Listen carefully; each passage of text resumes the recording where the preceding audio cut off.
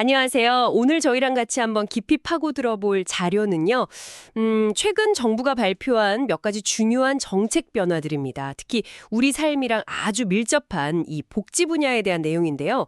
유튜브 영상 자료들을 좀 분석해 봤습니다. 네, 이게 뭐 초고령화 사회로 이제 접어들고 있고 또 저출산 문제도 워낙 심각하잖아요. 거기에 대응하기 위한 어떤 새로운 경제 성장 전략, 뭐 그런 큰 틀에서 나온 이야기들이죠. 맞습니다. 그래서 이번 분석 목표는요. 이 자료들 보면서 발표된 변화들, 예를 들면 아동수당 확대라던가 아니면 노인 일자리 정책 방향 전환 같은 거요. 그리고 아마 제일 좀 파장이 클 수도 있는 그 65세 이상 실업급여 지급 문제까지 이 핵심들을 좀 명확하게 알아보는 겁니다. 네, 그렇죠. 이게 구체적으로 뭘 의미하는지 또 당장 우리 삶에 또 여러분께 어떤 영향을 줄 수 있을지 좀 자세히 들여다볼 필요가 있습니다. 네, 맞아요. 그래서 당신에게 이게 어떤 의미가 있을지 한번 같이 파헤쳐 보겠습니다. 자, 그럼 바로 시작해 볼까요? 네, 먼저, 진짜 우리 사회 가장 큰 고민거리죠. 저출산 문제. 여기에 대응하는 정책 변화부터 좀 보죠. 지금 만 8세 미만 아동한테 매달 10만 원씩 주는 아동수당 있잖아요. 내내 있죠. 이 지급 대상 연령을 매년 한 살씩 이렇게 단계적으로 올린다는 거예요. 자료 보니까 이런 속도면 2030년에는 만 13세 미만. 그러니까 초등학교 6학년까지 받게 된다고 하네요. 네, 일단 뭐 표면적으로 보면 아동 키우는 가구들 그 경제적 부담을 직접 좀 덜어주겠다 이런 의도로 보입니다.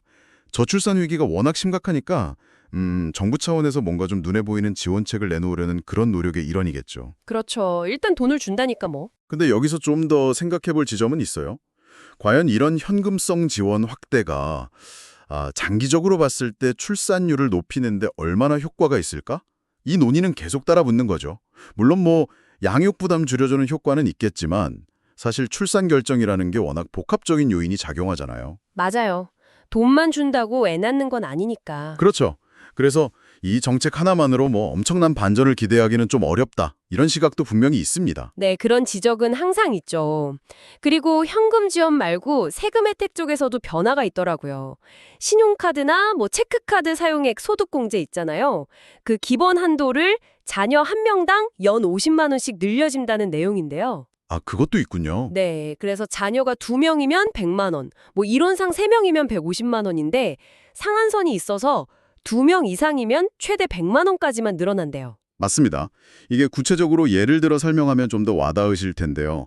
가령 총 급여가 7천만 원 이하인 가구다. 그러면 지금 기본 공제 한도가 300만 원이거든요. 네. 근데 자녀가 한 명 있으면 이게 350만 원으로 늘어나고 자녀가 2일 이상이다? 그럼 400만 원으로 늘어나는 방식이죠. 아하. 그리고 총 급여 7천만 원 넘는 가구도요. 기본 한도가 250만 원인데 여기에도 자녀 1인당 25만 원씩 최대 50만 원까지 한도를 늘려준다고 합니다. 오, 그럼 세금 부담을 직접 줄여주니까 체감 효과는 좀 있을 것 같은데요. 특히 자녀 수에 따라 혜택이 늘어나니까 다자녀 가구에 좀 신경 쓴 느낌이네요. 그렇습니다. 이게 단순히 지원금을 딱 주는 거랑은 조금 결이 다르죠. 실제 소비 지출이랑 연동해서 세금 부담을 줄여주는 거니까 가계의 어떤 소비 여력을 간접적으로나마 좀 늘려보겠다. 이런 의도로 좀 엿보입니다. 그렇군요. 다만 이 혜택이 진짜 소비 증가로 이어질지 아니면 뭐 그냥 가계 저축으로 흡수될지는 좀 지켜봐야 할 부분이고요.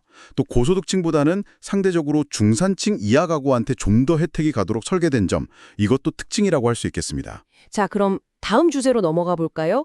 저출산만큼이나 또 중요한 문제죠. 바로 초고령화 사회 대비책입니다. 이미 뭐 현실이 된 고령화 속도에 맞춰서 정부가 노인 일자리 사업을 확대하고 있다 이런 소식인데요. 네.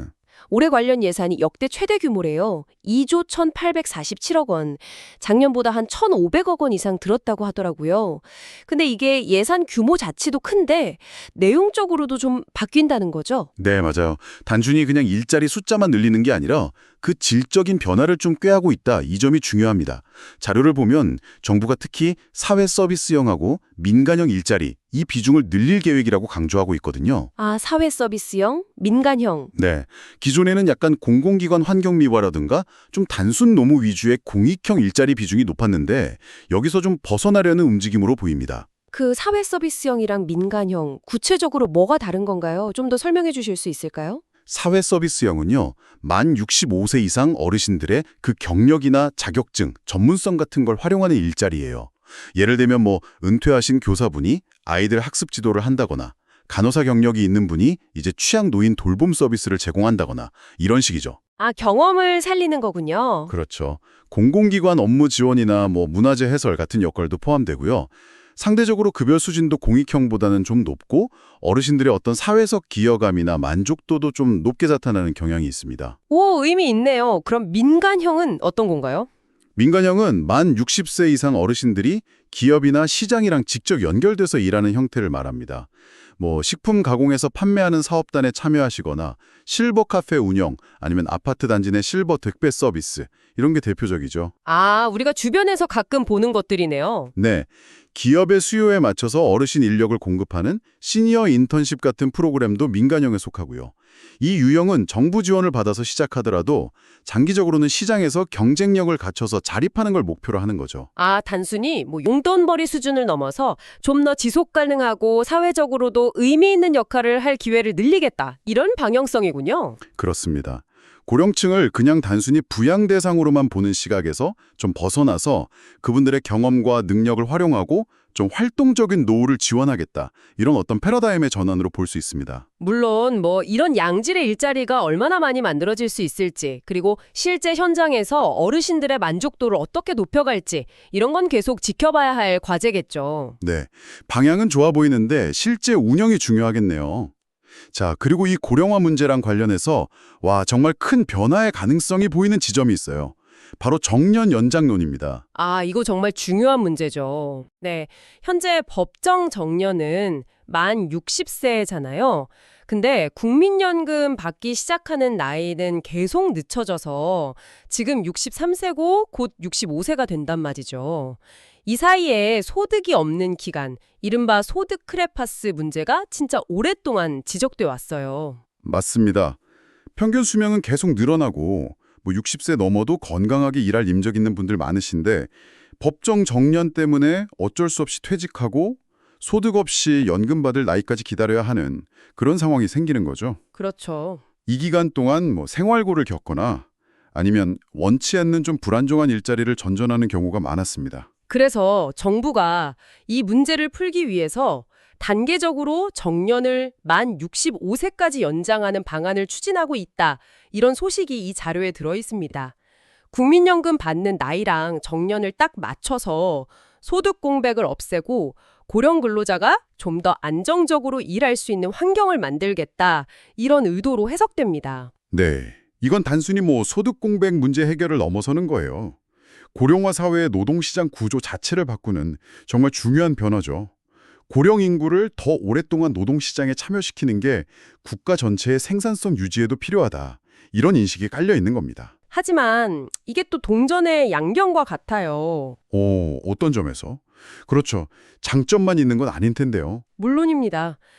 가장 큰 우려는 역시 청년 고용에 미칠 영향이에요. 정년이 연장되면 고령 근로자가 퇴직하는 시점이 늦춰지잖아요. 그럼 기업 입장에서는 신규 채용 여력이 줄어들 수 있다. 이런 걱정이 있죠. 아, 그렇죠. 소위 일자리 파이가 한정되어 있는데 고령층이 더 오래 자리를 지키면 청년층 기회가 줄어드는 거 아니냐?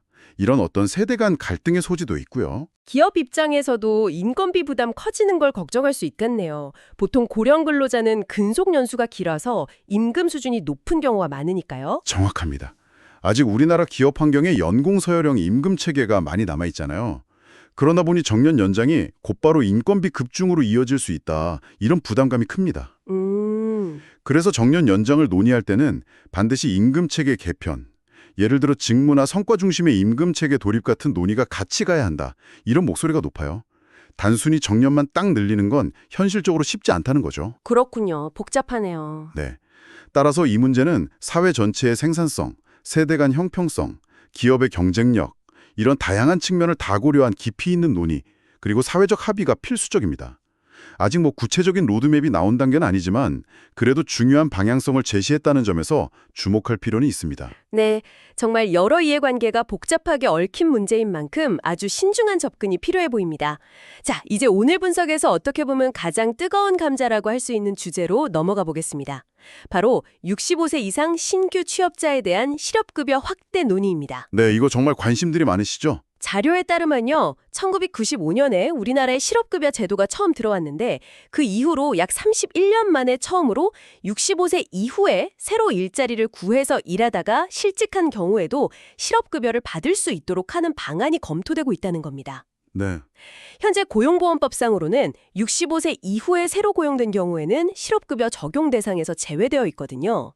여기서 잠깐 고용보험이 정확히 뭔지 한번 짚고 넘어가면 좋을 것 같아요. 제도입니다. 직장 다니시는 분들은 월급에서 꼬박꼬박 보험료 내고 계시죠? 네, 그렇죠. 바로 그 돈으로 운영되는 건데요. 그런데 현행법은 65세 이전에 고용보험에 가입해서 계속 일하는 경우는 괜찮아요. 근데 65세 생일이 지난 뒤에 새로 취업한 사람은 아예 이 보험 적용 대상에서 빠져 있었던 겁니다. 아, 그러니까 예를 들어 65세 넘어서 경비원으로 새로 취업했다가 한 1년 뒤에 해고되면 그동안 고용보험료 꼬박꼬박 냈어도 실업급여를 한 푼도 못 받는다는 거군요. 바로 그겁니다. 이게 상당히 불합리하다 이런 지적이 많았어요. 고령화가 심해지면서 65세 이후에도 일하는 분들이 진짜 급증하고 있는데 이분들이 오히려 더 불안정한 일자리에 내몰리는 경우가 많거든요. 맞아요. 그런데 정작 가장 필요한 사회 안전망이라고 할 수 있는 실업급여 혜택에서는 배제되어 있었던 거죠. 이런 현실적인 문제 제기가 계속되면서 이번에 제도 개선 논의가 시작된 겁니다. 만약에 이 제도가 실제로 시행된다면 실직한 65세 이상 신규 취업자분들은 구체적으로 어느 정도 실업급여를 받을 수 있게 되는 건가요? 자료에 언급된 내용을 보면 다른 연령대 수급자랑 동일한 기준으로 지급될 걸로 보입니다. 현재 실업급여는 퇴직 전 평균 임금의 60%를 지급하는 게 원칙이고요. 다만 상한액하고 하한액이 정해져 있어요. 네. 2024년 기준으로 보면 하루 상한액은 6만 6천 원이고 하한액은 최저임금의 80% 수준인 6만 3,104원입니다. 하루 6만 6천 원이면 한 달 30일 기준으로 하면 최대 198만 원 정도 되는 거네요. 와, 하한액 기준으로 해도 월 189만 원이 넘고요. 이거 결코 적은 금액 아닌데요? 그렇죠. 실직하고 나서 생계에 정말 큰 도움이 될 것 같습니다. 네. 특히 소득이 낮은 비정규직 일자리에 종사하시는 고령층이 많은 현실을 생각하면 이 정도 금액은 최소한의 생계를 유지하고 다시 취업 활동을 하는데 큰 버팀목이 될 수 있습니다. 고령층 빈곤 문제 완화에도 기여할 수 있고요. 그래서 이 제도의 필요성에 대해서는 많은 전문가들이 공감하고 있습니다. 하지만 역시 문제는 돈이겠죠. 이렇게 대상자를 확 늘리면 재정 부담이 만만치 않을 것 같은데요. 네, 정확히 핵심을 짚으셨습니다. 정부 추산을 보니까 이 제도를 도입할 경우에 향후 4년간 약 1조 2천억 원, 그러니까 연평균 3천억 원 이상의 추가 재정이 필요할 걸로 예상된다고 합니다. 연간 3천억 원 이상. 네, 이 금액은 현재 실업급여 전체 지출 규모나 전체 고용보험 기금 규모에 비춰볼 때 상당히 부담이 될 수 있는 액수입니다. 그 돈을 그럼 어떻게 마련할지가 관건이겠네요. 안 그래도 뭐 고용보험 기금이 좀 불안정하다 이런 이야기가 계속 나왔었는데요. 네, 바로 그 지점이 이 논의에서 가장 풀기 어려운 숙제입니다. 고용보험기금은 기본적으로 가입자들이 내는 보험료 수입으로 지출을 감당하는 구조잖아요. 그렇죠. 그런데 65세 이상 신규 취업자의 경우 상대적으로 보험료를 내는 기간은 짧을 가능성이 높은데 반면에 실업 상태에 놓일 확률이나 실업 기간은 다른 연령층보다 길 수 있다. 이런 우려가 있어요. 즉 기여, 그러니까 보험료 납부는 적은데 수급, 실업급여 받는 건 많아질 수 있는 그런 구조적 문제가 생길 수 있다는 거죠. 기금 고갈 문제가 진짜 현실이 될 수도 있겠군요. 그렇습니다. 이게 단순히 3천억 원이라는 액수 자체의 문제라기보다는 고령화 심화라는 인구 구조 변화에 맞춰서 사회보험의 재정 지속 가능성을 어떻게 확보할 거냐 이런 근본적인 질문하고 맞닿아 있는 거예요. 사회적 필요성, 그러니까 고령 취업자의 고용 안정망을 강화해야 한다는 당위성은 충분하지만 이걸 감당할 재원을 어떻게 마련할 거냐, 보험료율을 올릴 거냐, 아니면 정부 재정 지원을 늘릴 거냐, 혹은 급여 수준이나 지급 기간을 조정할 거냐 등등 매우 민감하고 어려운 결정들이 필요합니다. 혹시 이게 기업들의 고령자 채용 자체에 좀 부정적인 영향을 줄 가능성은 없을까요? 예를 들면 실업급여 부담 때문에 아예 65세 이상 신규 채용을 꺼리게 된다거나 그런 식으로요. 충분히 제기될 수 있는 우려입니다. 기업 입장에서는 고용보험료 부담이 늘어나는 측면도 있고 또 실업급여 수급 가능성이 높아진다는 점이 해고를 더 어렵게 만들 수 있다. 이런 인식을 가질 수도 있거든요. 네. 따라서 제도 설계할 때는 이런 부작용을 최소화할 방안, 예를 들어 한시적으로 보험료를 지원해 준다거나 아니면 고용장려금이랑 연계한다거나 이런 보완책 마련도 같이 고민해야 합니다. 또 제도를 시행하기 위한 행정 시스템 구축, 예를 들어 65세 이상 신규 취업자의 이력 관리나 수급 자격 심사 같은 걸 위한 준비도 필요하고요. 그래서 자료에서도 이 방안이 현재 검토 중인 단계다, 이 점을 계속 강조하는 거군요. 당장 시행하기에는 넘어야 할 산이 많다, 뭐 이런 의미로 들립니다. 맞습니다. 사회적 공감대는 어느 정도 형성되고 있지만 말씀하신 대로 재정 문제, 노동시장에 미칠 파급 효과, 행정적 준비 등등 해결해야 할 과제가 정말 많습니다. 따라서 앞으로 국회 논의 과정이나 관련 연구 결과들을 좀 면밀히 지켜보면서 어떤 방식으로 이 제도가 구체화될지 혹은 뭐 또 다른 대안이 제시될지를 주목해야 합니다. 자, 오늘 저희가 함께 파헤쳐본 내용들을 마무리할 시간이네요. 한번 정리해보면 정부는 저출산과 초고령화라는 이 거대한 인구구조 변화의 파도에 맞서기 위해서 여러 정책적인 카드를 꺼내들고 있습니다. 네, 아동수당 지급 연령을 확대하고 관련 세제 혜택을 늘려서 양육 부담을 좀 덜어주려고 하고 있고요. 또 노인 일자리 사업을 양적으로나 질적으로 확충하면서 사회 참여를 지원하고 있습니다. 더 나아가서 근본적인 구조 변화인 정년 연장까지 검토하고 있죠. 그리고 오늘 가장 좀 심도 깊게 다뤘던 65세 이상 신규 취업자에 대한 실업급여 지급 확대 검토. 이거는 고령층 사회 안전망 강화라는 아주 중요한 진전을 이룰 가능성을 보여주지만 동시에 막대한 재정 부담과 고용보험 기금의 지속 가능성이라는 매우 현실적인 과제를 우리에게 던져주고 있습니다.